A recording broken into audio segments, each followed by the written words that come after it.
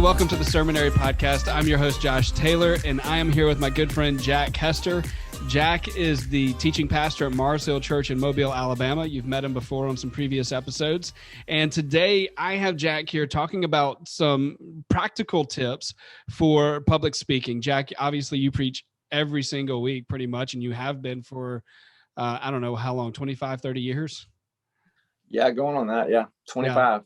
So you have a lot of experience doing it, and I hear compliments all the time from people that just find you to be a really dynamic speaker, somebody who's really captivating, easy to listen to, but have a way of being able to teach things really well. And that comes through a lot of practice. And I think public speaking is a learned skill. I think, even though it is actually the number 2 biggest fear in the world under spiders, I think it is definitely a skill that people can learn even if they're not good at it. And obviously, it's something that I believe pastors should improve. In fact, let me ask you that. What do you think is important about the fact of pastors? Public speaking isn't. I think it's something they want to be better at, but they don't always think about practicing it. Why do you think it's important to become a better public speaker as a pastor? Public speaking, it's a kind of thing that you should grow in, just like anything else. I mean, if you look back at a sermon, that I preached in the beginning and versus one today, I hope I sound more intellectual. I hope I sound smarter, like I've grown. And so if we're going to grow in aspects of our understanding and our learnedness, then why would we not grow in the way we present it as well? Because if our content matters that much, then you want to put it in the delivery mechanism that's going to be the most effective. So it's just as important to practice that aspect of it as it is, your exegesis and your study and all that. I always think of preaching as both an art and a science. And the science of it is your exegesis, and your art of it is how you deliver it and how you encase it, whether that's adding your humor to it, your own touch, your personality, your own personal stories. I mean, it's kind of like the hermeneutics coming in with your exegesis, and that's a very, very important part of delivery, and it really requires some practice. Well, I want to dive into these 6 tips because you have some really practical tips, and some of them we maybe have incorporated somehow, but haven't been real focused on some of these things. And I think all 6 of these are things that you've actually taught me. For those of you that don't know, I served under Jack for, I guess, about 12 years and filled in teaching for you when you were out. And so I had the opportunity to preach pretty often when I served under you. And so these are things that you taught me. And so I just want to dive into them. This first one is probably the biggest one that you would teach me. In fact, you would get on to me about this all the time, but learning to read ahead in your notes. Tell me what that is and how do you do it? What does it look like when this needs to be fixed? Okay. So a lot of people like to have a manuscript when they preach, whether they use the manuscript literally or not. They like to have one in front of them. And I think it's actually a very good idea. Some people like to have little notes. They're very comfortable with that. And if it works with you, that's great. But I always think that a manuscript is probably a better preparation tool, simply because you just never know when you might use that sermon again and you're not as familiar with it, but you can pull it out and you've got everything there. You don't have to remember like one line, what your illustration was, and going, what was that illustration again? So the more you write out, the more you can use it without having to go back and figure out what that is. But when you have that, you also got to learn how to read in a way that your head isn't down the whole time. And so the way that you do that is you have to learn to read a line ahead. And it really is difficult at first, but once you practice it a few times, it actually gets very easy. And your mind actually goes there. And it's like you read, and once you pick up that line and you look up and you begin to deliver that, then immediately before you finish that sentence, you train your eyes to come back down, and a good practice is to swivel the other way so that you're also panning your audience as you learn how to do this. So as you pick your note up and you're reading that next line, you come up and there is no period or pause. Because a lot of times if you listen to speakers who haven't practiced this, they will read something and then they look up and read it. And when they get to the end of that thought, there's a pause, they look down and they look back up again and start talking. That's what you want to eliminate, is that pause right there. And the way you do that is learn to read ahead. So as you've read that first sentence and you're delivering that first sentence, as you know, you're coming to the last 3 words of that and you know what they are in your head, you're continuing to speak. you go ahead and pick up the next part of that next line, and you begin to deliver that before your eyes come back down. That way, your eyes are coming down in the middle of a sentence, not at the end, and creating that pause. That makes And a it's lot of just sense. simple as just grabbing something. You can grab a book, you can grab any kind of context, you can grab anything that doesn't even make sense and practice it over and over. Matter of fact, it's probably a really good practice to do this with something you're not familiar with, because it trains your eyes all the more and your brain all the more. I actually do this with my son when I'm reading some of his books to him, and I'm consciously thinking about this because I do think that this tip is probably one that you need to continue to practice as well, because you're really training your brain to do two things at once, Right. to say what you're saying and also read something that's completely different than what you're saying. Yes. And so you're training your brain to simultaneously work. So I do this when I'm reading to my son, and I actually practice looking at him and reading ahead and also speaking, Yep. because those are books that I'm not super familiar with either. And sometimes they can be a little bit complicated. Well, children's books are actually a great one for this. I have another tip that goes along with it, but Dr. Seuss books Yeah. are great for this Well, because they don't make a lot of sense and the words are very difficult. So to practice that really trains your brain even more to very effectively drop down, pick up those words, and then pick your head back up and deliver those. yeah. Well, that ties us into the next one, which is, with this concept, with this idea of reading, or if you're using a manuscript or even notes, even if you have an outline, we tend to kind of read the bullet from the outline sometimes too. But your next one is practice reading and not sounding like you're reading. And this is Yes. another one that you used to get on. Then, in fact, this was probably the biggest feedback that you used to give me when I was younger, is make your reading voice sound different than your speaking voice. Right. But because I was using a manuscript, a lot of times they sounded the same.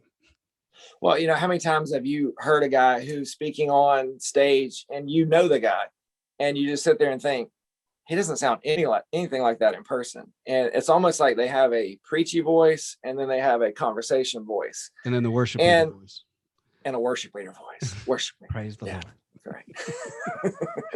We love you, worship. Very breathy and deep thinking. Yes. No, but your preacher voice, you want to make sure that you're connecting with the crowd. The way you connect with the crowd is the way you connect with them off the stage, is having that conversation with them. And when you dialogue with someone, you don't sound like this rote reading high words. So what you want to do to practice this is get something that you're not familiar with and practice reading it, but say it in a way that sounds like you talking. And then what you can do to emphasize things that you are reading is you can go to that reader voice, like when you're reading scripture or you're reading a quote from a commentary. Then you go into that where you're reading it and it sounds just like you're reading it. But if your whole sermon sounds like that, then it's hard to differentiate when you're reading something and when you're just talking. So one thing you want to do is practice that by grabbing something like a Dr. Seuss book and trying to make it sound like it's actually your own words, like you're talking like that. And it's a difficult thing at first, but the more you do it, the easier it becomes for you. And the reason I say that that's important is because you never know when you might have to step up and preach a sermon that you weren't prepared to. Maybe you have the notes there, or maybe you grabbed an old one that you haven't used in a long time, or maybe you have someone else's notes. They got sick that day and they're like, hey, I can't make it. Here's my notes. If you've developed this kind of skill, then you can take anything and still make it relatable and make people think that you're talking to them from your own perspective, even though it may be someone else's thoughts. You can kind of make them your own in that sense. And I'm not saying, being deceptive in that, but it's all about your delivery and making it easy for people to hear and understand the things that you're talking about. When you have a conversation with someone, it's so much more memorable than if you hear somebody reading something to you. And so that's what we're going for, is that memorable experience for those who are listening to the word of God being taught. And so we want to do everything we can on the art side of this to make that easy for them. Yeah, using a Dr. Seuss book or even a poem, something that has a natural rhythm or a cadence, and then trying to speak it without that rhythm or that cadence. That's exactly right.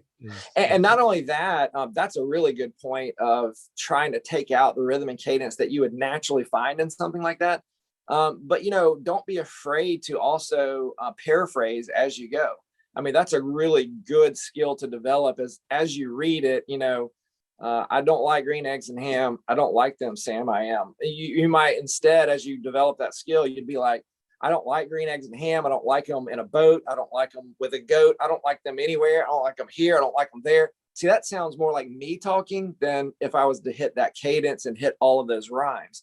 So when you practice reading something and then kind of putting it in your own words and making it sound like your conversation, it becomes much more impactful when you deliver that. That's good. Well, part of this, I think the reading your notes and especially going back to that first tip of being able to look down at your notes, reading ahead. Yeah, a lot of pastors have problems getting lost in their notes.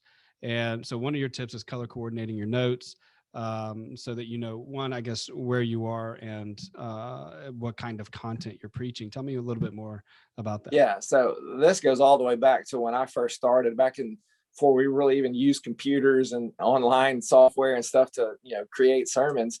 And you used highlighters and color pencils. So I would always make sure that all of my illustrations look a certain way, all of the quotes from scripture look a certain way. And then I would, kind of bullet point or whatever things that I knew were points that I had to hit underneath a thought. And Sermonary actually is a great tool for this because, they allow you to color code those boxes. So each box could be a thought, it could be an illustration, it could be a joke or whatever you want it to be. And then you could color coordinate those so that maybe green is always your illustrations. Well, your eyes are already picking up that, oh, I'm going to that illustration next. I see that green box right there. So you're already preparing that in your mind as you're finishing that thought, knowing that you're going to come down and pause for a moment and go into that illustration. So, to give you an example, maybe I'm finishing a thought on something that Jesus was teaching, and then I pause and go, a good way of thinking about that is, and what allows me to do that pause and to kind of reflect for a moment and kind of inviting everyone into my thought process and my reflection is knowing where I'm going and knowing that that's an illustration that's coming next. If I know that, then I can do that pause right there. And that actually even buys me a little time to think about how I want to deliver that illustration as well. So when you begin to color code those boxes, like in Sermonary, you then begin to highlight things for your eyes to follow as you go through all of your notes. And it's just a great way of organizing it, but it's also a great way of understanding the flow of how you're going to deliver that message. Yeah. The one of the things that you talk about is in these transitions, and obviously that silence can help, bring people back into that pause. But you talk about humor. And this is probably one that I think a lot of pastors struggle with because, either what we think in our head is funny isn't really funny, or, for those of us that don't always have a great filter, something just comes out and it doesn't quite land the way that we thought it might land. What do you do with humor in that case? Okay. Well, I love humor, but I'm probably one of the worst people to deliver humor. I'm not a comedian by trade. And so, but I love to use humor when I talk. And so one way I had to get over that was, in the beginning, when you start to deliver those, you're like, man, this is so good. When you're, up at 4:00 in the morning on Sunday, putting together your message, you're like, oh, this is so funny. It's going to be great. And it was at 4:00 in the morning when you're sleep deprived, Hilarious and jokes. probably hungry. Yes. And then when you deliver it, you're just expecting this response and you just get these dead looks and nobody responds at all. And it's kind of like this awkward moment. And then you kind of pause and you're like, oh no. And then you jump back into your message. Well, the best thing to do there is 2 tips right here. So you get 2 for 1 on this one. The first one is whenever you write humor into your message, don't ever pause. Just keep going. And here's the thing, if people respond, then you can pause and kind of laugh with them and smile or nod your head. But if no one responds, it's kind of like you didn't really expect anybody to respond anyway, and you just kind of keep going. And so there's not that awkward pause. The second way of dealing with it is to acknowledge that it didn't go over very well. So you say something and you look and you just go, all right, people, that was a joke. This is where you got to laugh. Come on, you got to encourage me in this. And then you go, wow, that was probably a whole lot funnier in my head at 2:00 this morning than it was right now. So, you just admit that. And then what you'll find is even though people didn't laugh at your joke, they will laugh at the fact that you're laughing at your joke. And so it kind of still brings people in. It's still just as effective as a good joke would have been. And so you don't really miss anything in that. So if you just plan ahead those 2 ways, especially if you have one that you're not really sure how it's going to go over, plan one of those 2 approaches to it as you deliver it in your message. That's good, and I think very practical for people that struggle with humor in their sermons. Yeah. Uh, And I so encourage people to use humor. I mean, it can be daunting, but it needs to be there because humor is one of the things that draws people in. And so it is a very effective tool in delivering your message. just make sure you know your audience. That's right. So the fifth one is, being able to be expressive. A lot of times pastors will come in and, we can't be on every day. And so Right. we may not have the energy, or we may just not be feeling it. How can you make sure that when you're preaching, you're being expressive and showing that expressive attitude? Yeah. So this is something I practice a lot. And if you ever watch videos of me teaching, you'll kind of see me use this. But there's days that, I'm just tired. And I may have gotten up because I've had a rough week and really put the sermon together for the most part. Maybe I read and studied, underlined things, but I just really never had time to organize it. And so I'm literally 4 o'clock in the morning on a Sunday, putting it together, making slides. And so by the time you deliver it, your first time, even your second time, if you have two services that you have to preach, you're just tired. And sometimes you get to that point, preachers do, where you're just like, man, if I could just get through this one, then I can, go take a nap or rest the rest of the day. But you have to come back to the fact of what you're doing and how divine and holy the art of preaching is. And so you have to, get into that moment. And one of the ways that you can help yourself is that when you talk, open your mouth really big. Now, I'm not saying that when you deliver it, but when you're practicing it. Because here, I'll give you like a little illustration here. When I talk like this and I barely move my mouth, just look how my face never responds. But if I open my mouth bigger, you can't help but your eyes respond, your ears respond, your mouth responds, your cheeks respond, your eyebrows and your forehead respond. So the bigger you open your mouth, the more expressive you're going to be. And then all of a sudden, when your face gets into it, your body gets into it, your shoulders, your hands start coming out. But if I just talk like this and I barely open my mouth, everything else just wants to sit down and shut down. And so that's one little bitty practical thing that if you practice it and you're cognitive of the sense of, I need to make sure that I'm more expressive because I'm tired. When you're cognizant of that approach, then you can be sure to open your mouth a little bit more. So you practice it in grandeur kind of gestures, but you'll actually use it with just, going a little bit further than what you normally would. So like what I'm doing right now is about as big as you would want to get, when you're actually delivering the message. But when you're practicing, I would go really big and open your mouth and use your tongue and your head. And then all of a sudden you start getting into it a little bit more. So it's a great way, number one, for you to feel the passion of what you're teaching, but number two, for other people to pick up on it and to feel that energy and emotion of what you're teaching as well. So when you're practicing your sermon, really what you want to do is overact. Exactly. Basically, when you're doing it and get into that mind frame. Yeah, because you know that when you get in front of the crowd, you're going to dial everything back a little bit, right? So that means when you practice, you want to dial it up a little bit. And so whenever you're going through your message, and I would say this, you know what, if you're just starting out in ministry and you are teaching, man, I would encourage you to go over your sermon as many times as you can before you deliver it on Sundays. And then if you do that in the beginning, you'll be amazed at how little you'll have to go over it later on, because you become very comfortable with how you write your sermon and how things go. You can read over it one time and kind of get the flow of it. But the earlier on you do it, I used to, and not everybody has time to do this, but when I first started, I would read over it 10 times out loud, not read it, but out loud, I would say it. And I would just practice those times when I really wanted to emphasize something or make it really big and drag it out or say something really quickly. That's what really grabs people's attention, because there's a variation in your voice, and you can use those moments when you slow things down to really bring people's attention to what you're saying there. See, like I just did there. That was a good illustration. That is a good illustration. And the problem is if we don't practice it, we could be using those same emotions over and over again, and it's not differentiating. If you get really serious over and over again in your sermon, people are not going to know what's the serious parts and what's, That's right. Yeah. It becomes just as monotone as being monotone. Right. And if you're not changing it and And being if you're consistent. overly excited about everything, it's, you got to practice. Where That's am I going to exactly go right. up? Where am I going to go down? That's good. And then your last one is eye contact, because, we can't have this habit of looking in the same spot every single time and not even Right. noticing it, because we can get so lost in what we're doing. What is your advice on making sure we're looking around the room? Well, I would just say this: eye contact is just as important in preaching as it is in a personal conversation.